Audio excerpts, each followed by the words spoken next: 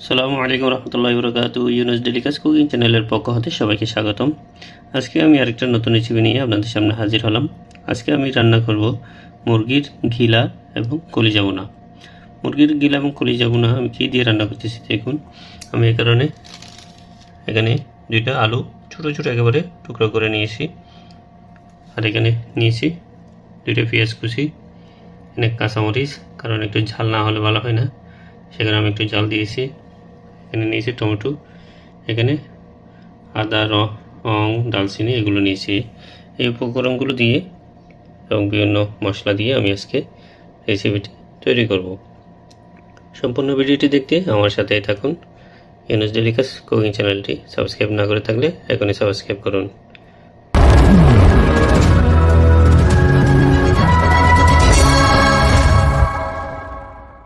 এই যে দেখতে পাচ্ছেন, এটা হচ্ছে আমার রুম, এটা ফ্রিজ, এখানে কর্নারে এখানে আমি রান্না করব। এই ছোটো একটি চুলা, গ্যাসের সিলিন্ডারের উপরে চুলাটা রয়েছে। এখানে আজকে আমি এই কলিজা ভুনাটা রান্না করব। চলুন তাহলে দেখা যাক কীভাবে রান্নাটা করে নিই। আমি চুলায় আগুন দিয়ে দিলাম, এরপর তেল দিয়ে দিচ্ছি। তেল দিয়ে দিলাম, তেলটা গরম হয়ে আসলে পেঁয়াজগুলো দিয়ে দেবো। আমার তেলগুলো গরম হয়ে আসছে, এখানে আমি পেঁয়াজ কুচি এবং আদা কুচিগুলো দিয়ে দেবো।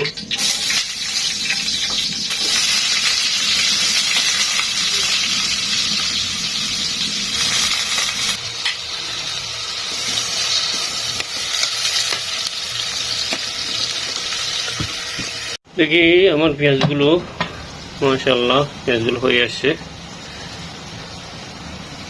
এখন এখানে আমি টমেটো, কাঁচামরিচ, দালচিনি এগুলো সবগুলো এক করে দিয়ে দেবো।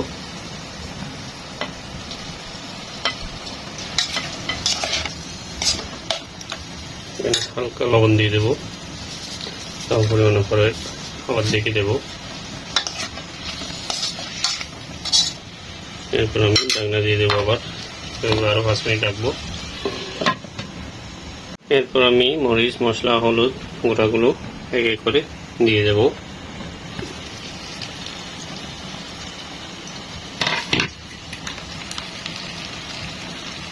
এটা হচ্ছে হলদে গুঁড়ি, এটা হচ্ছে মরিচের গুঁড়ি, আর এটা হচ্ছে মশলা গুঁড়ি, মিক্স মশলা।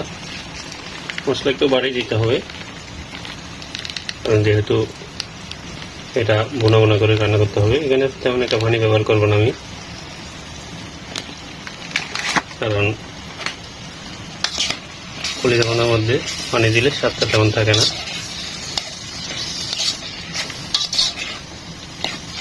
আমি একেবারে ভাজা ভাজা করে রান্না করবো। হালকা করে পানি দিয়ে দেবো, না হয় এটা লেগে যাবে।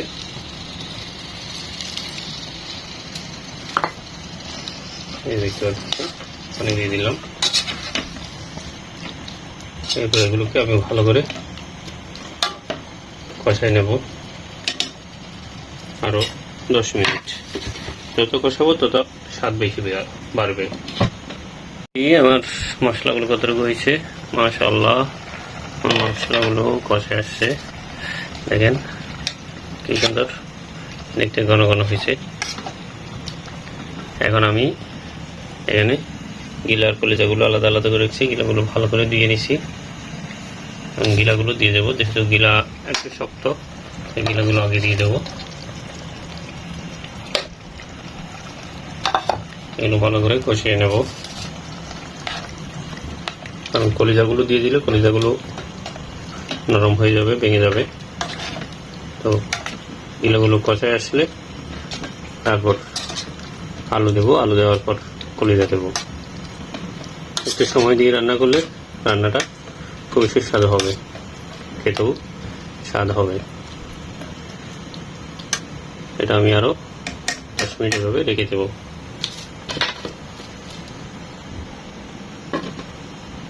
আমার গিলাগুলো কেমন হয়েছে, মাশাআল্লাহ খুবই গান বেরোচ্ছে। একটা নাড়িয়ে দিয়ে দেখাই, ও দেখেন কি সুন্দর ঘন ঘন হয়েছে। এখন আমি আলুগুলো দিয়ে দেবো, যেহেতু আলুগুলো সিদ্ধ হতে একটু সময় লাগবে। আমি আলুগুলো অনেকক্ষণ ভিজিয়ে রেখেছি, পানিগুলো ফেলে দিচ্ছি। এখন আলুগুলো দিয়ে দেবো। আলুগুলো ছোটো ছোটো টুকরা করে দিছি যাতে এর মধ্যে মরিচ মশলা ভালো করে ঢোকে, খেতেও খুবই সুস্বাদু হবে আশা করি। ভালো করে মিক্স করে নিচ্ছি আমি। এরপর এগুলো আবার আরও 10 মিনিট এভাবে আগুনের মধ্যে রেখে দেবো, মিডিয়াম আগুনের মধ্যে।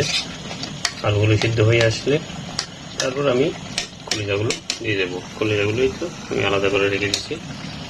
এখন আমি ঢাকনাটা দিয়ে দেবো আরও 10 মিনিট। আমার রান্নাটা কতটুকু হয়েছে মাশাআল্লাহ, একটু নাড়িয়ে নিই। নিচে একটু লেগে যাচ্ছে যেহেতু আলু দিয়েছি, তাই আলু একটু পানি খাবে। আমি এখানে একটু গরম পানি দিয়ে দেবো অল্প পরিমাণ। এগুলো আমি গরম করে নিয়েছি পানিগুলো আবার টানে ফেলতে হবে ভালো করে, আলুকে খাওয়াই ফেলতে হবে, না হয় স্বাদটা থাকবে না। বোনার মধ্যে তেমন একটা দেওয়া যায় না, যেহেতু আমি আলু দিয়েছি তাই একটু পানি দিয়েছি। পানিগুলো আবার টানিয়ে ফেলবো, এবার আমি আরও 10 মিনিট রেখে দেবো।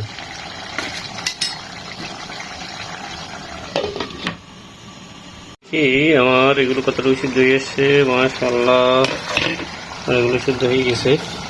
এখন আমি কলিজাগুলো দিয়ে দেবো, লেগে আসতেছে, আগুন একটু কমাই দিতে হবে। এখন কলিজাগুলো দিয়ে আমি এগুলো ভালো করে ধুয়ে নিচ্ছি, দিয়ে দিলাম। উলট পাট করে ভালো করে নাড়িয়ে নিই এগুলোর সাথে। না নিলে এগুলো মশলা লাগবে না।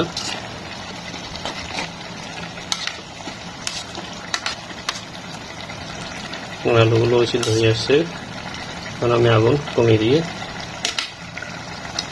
ঢাকনা দিয়ে দেবো, আগুন কমিয়ে দেবো। আমার রান্নাটা কতটুকু হয়েছে মাশাআল্লাহ, আমার রান্নাটা হয়ে গেছে। একটু নাড়ি দেখাই, অসাধারণ। এই যে দেখেন, বলে যাবো না, গিলাবো না, আলু দিয়ে রান্না করছি। মশলাগুলো একেবারে ঘন ঘন হয়েছে।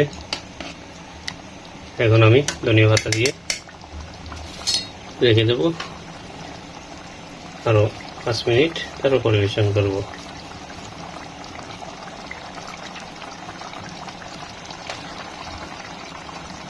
খুব সুন্দর ঘ্রাণ বেরোচ্ছে। একটু লবণ দেখি,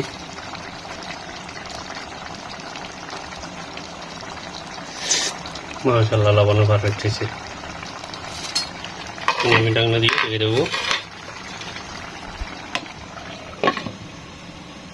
আমার কলিজা এবং গিলা বোনাটা কেমন হয়েছে মাশাআল্লাহ, দেখেন কি সুন্দর কালার আসছে।